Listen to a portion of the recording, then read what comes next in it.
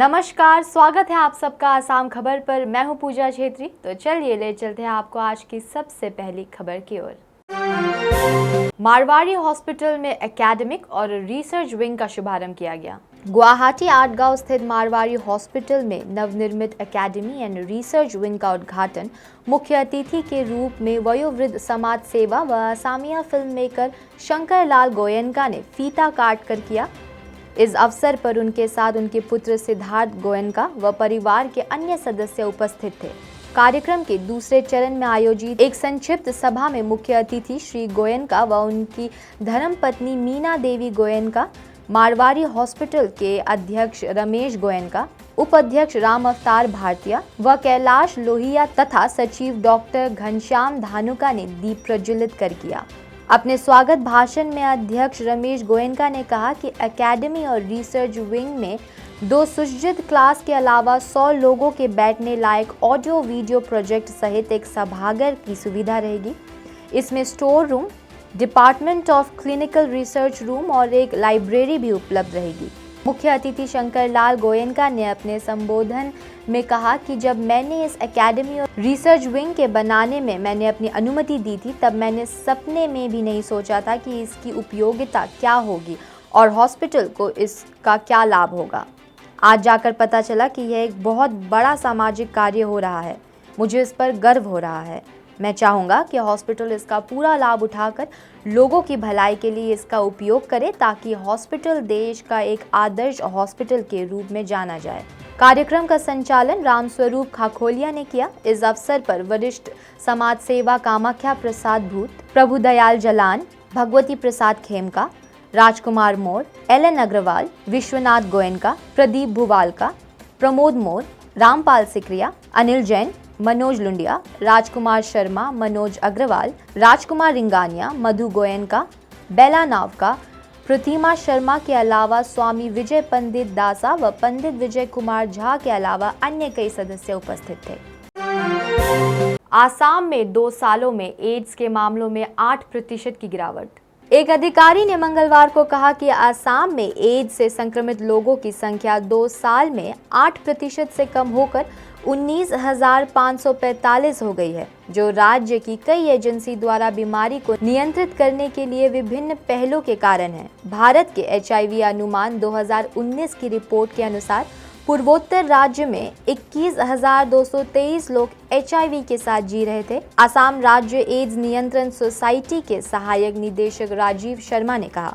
उन्होंने ये भी कहा कि आसाम में अनुमानित वयस्क HIV प्रसार दर 0.09% है, जो राष्ट्रीय प्रसार दर 0.22% से कम है। ADCs व सर्कल ऑफिसर्स के सम्मेलन में पहुंचे मुख्यमंत्री। मिशन वसुंधरा के माध्यम से बिचौलियों का सफाया और आम जनता को सशक्त बनाना होगा। मुख्यमंत्री डॉक्टर हिमंता बिश्वा शर्मा ने आज श्रीमंत शंकर देव कला क्षेत्र में राजस्व एवं आपदा प्रबंधन विभाग द्वारा आयोजित ADC, अंचल अधिकारी और अंचल अधिकारी के 2 दिवसीय राज्य स्तरीय सम्मेलन की दूसरे दिन की कार्यवाही में भाग लिया। सम्मेलन के 2 अक्टूबर से मिशन वसुंधरा के कार्यान्वयन, बाधाओं और ढांचागत समस्याओं, जनशक्ति, इंटरनेट सेवाओं आदि के विभिन्न मुद्दों पर चर्चा की गई। फर्जी मेडिकल बिल, APDCL के 34 अधिकारियों पर मामला दर्ज। आसाम विद्युत वितरण निगम लिमिटेड APDCL के 34 अधिकारियों के पास है मेडिकल के फर्जीवाड़ा कर 2017 से अब तक कुल 1.94 करोड़ रुपए की हेराफेरी करने का मामला दर्ज किया गया है। राज्य स्तरीय चिकित्सा रेफरल बोर्ड के सदस्य, पूर्व मुख्य महाप्रबंधक और कई और के जाली हस्ताक्षर द्वारा चिकित्सा प्रतिपूर्ति का लाभ उठाने में APDCL के प्रबंध निदेशक, जबकि बिल CM, HR और कईयों के कार्यालय तक कभी नहीं पहुंचे, ऐसा APDCL के एक सूत्र ने कहा। नई IPL टीम के लिए BCCI द्वारा तैयार की गई नई सूची में गुवाहाटी को शामिल किया गया। गुवाहाटी को भारतीय क्रिकेट कंट्रोल बोर्ड BCCI द्वारा नए इंडियन प्रीमियर के लिए तैयार की गई पात्र शहरों की नई सूची में शामिल किया गया है। BCCI ने IPL के अगले सीजन में 2 नई फ्रेंचाइजी शुरू करने की प्रक्रिया शुरू कर दी है। बीसीसीआई ने प्रस्तावित आईपीएल टीमों के लिए 6 शहर बनाए, जिनमें गुवाहाटी, रांची, अहमदाबाद, लखनऊ और धर्मशाला शामिल है। मुख्यमंत्री डॉक्टर हिमंत बिश्वा शर्मा ने आसू प्रतिनिधियों के साथ की बैठक। आसाम समझौते के कार्यान्वयन की रूपरेखा तैयार करने के लिए एक उप समिति का गठन दिसपुर 7 सितंबर गुवाहाटी के मुख्यमंत्री डॉक्टर हिमंत बिश्वा शर्मा और आसू प्रतिनिधियों के नेतृत्व में असम सरकार के बीच हुई एक बैठक में आज खंड 6, 7, 9 के विशेष संदर्भ में असम समझौते के प्रावधानों को लागू करने के लिए एक कार्यान्वयन ढांचा तैयार करने का निर्णय लिया गया है। उल्लेखनीय है कि कोयना धौरा में गेस्ट हाउस में हुई बैठक में आसू प्रतिनिधि मंडल ने मुख्यमंत्री को आसू की कई मांगों को लेकर ज्ञापन सौंपा। छत्तीसगढ़ के सीएम भूपेश बघेल के पिता गिरफ्तार। नंद कुमार बघेल आगरा से गिरफ्तार हुए। छत्तीसगढ़ के मुख्यमंत्री भूपेश बघेल के पिता नंद कुमार बघेल को रायपुर पुलिस ने गिरफ्तार कर लिया है।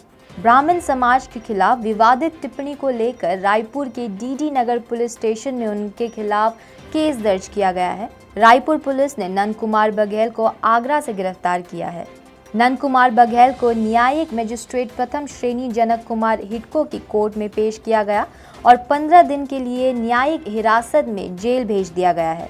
अब 21 सितंबर को मामले की अगली सुनवाई होगी। नंद कुमार बघेल पर एक विशेष समाज के खिलाफ बयान देने को लेकर धार्मिक सौहार्द बिगाड़ने का मामला दर्ज है। पुलिस उन्हें मंगलवार सुबह रायपुर लेकर आई है।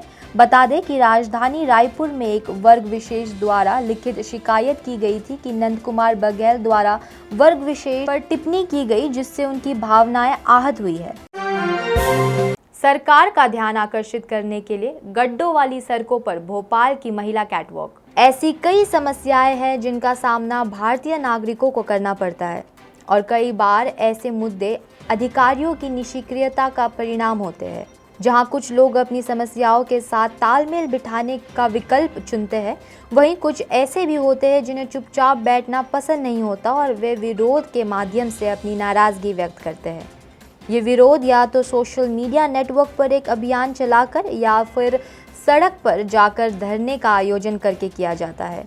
हालांकि भोपाल के दानिश नगर के निवासियों ने सड़कों की खराब स्थिति पर अपनी निराशा व्यक्त करने के लिए एक अनूठा विरोध प्रदर्शन किया। एक प्रमुख दैनिक में प्रकाशित एक रिपोर्ट के अनुसार भोपाल के दानिश नगर के निवासियों ने एक दिलचस्प कार्यक्रम आयोजित किया, जिसमें महिलाओं और बच्चों ने अपने क्षेत्र के गड्ढों पर कैटवॉक किया। पुजारी मंदिर देवता की भूमि के मालिक नहीं हो सकते, सुप्रीम कोर्ट। बाढ़ को घास खाने से रोकने के लिए सुप्रीम कोर्ट ने फैसला सुनाया है कि मंदिर में दैनिक अनुष्ठान करने वाले पुजारी देवताओं में निहित भूमि के मालिक नहीं बन सकते हैं और सरकार को नाम के स्थान पर उक्त संपत्ति के मालिक बनने से भी रोक दिया गया है। यह फैसला जस्टिस हेमंत गुप्ता ने मध्य प्रदेश सरकार द्वारा एक अपील की अनुमति देते हुए दिया था, जिसने राज्य सरकार की अधिसूचना को राजस्व रिकॉर्ड से पुजारियों के नाम को देवताओं में निहित मंदिर भूमि के मालिकों के रूप में हटा दिया था। मुल्ला अखुंड को पीएम और अमेरिका के मोस्ट वांटेड हक्कानी को गृह मंत्री बनाया गया। काबुल पर कब्जे के 22 दिन बाद मंगलवार को तालिबान ने अपनी सरकार का ऐलान किया। मुख्य प्रवक्ता ज़बीउल्लाह मुजाहिद ने प्रेस कॉन्फ्रेंस में इसकी जानकारी दी। मुल्ला मोहम्मद हसन अखुंद को प्रधानमंत्री बनाया गया है।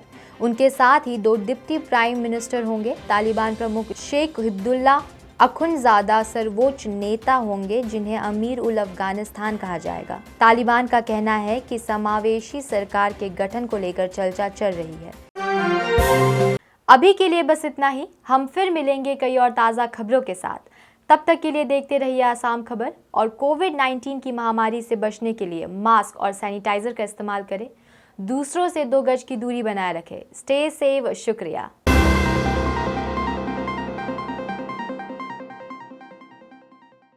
ऐसे ही ताज़ा खबरों के लिए हमारे चैनल को लाइक, शेयर और सब्सक्राइब करें। ट्विटर, इंस्टाग्राम और फेसबुक में फॉलो करें।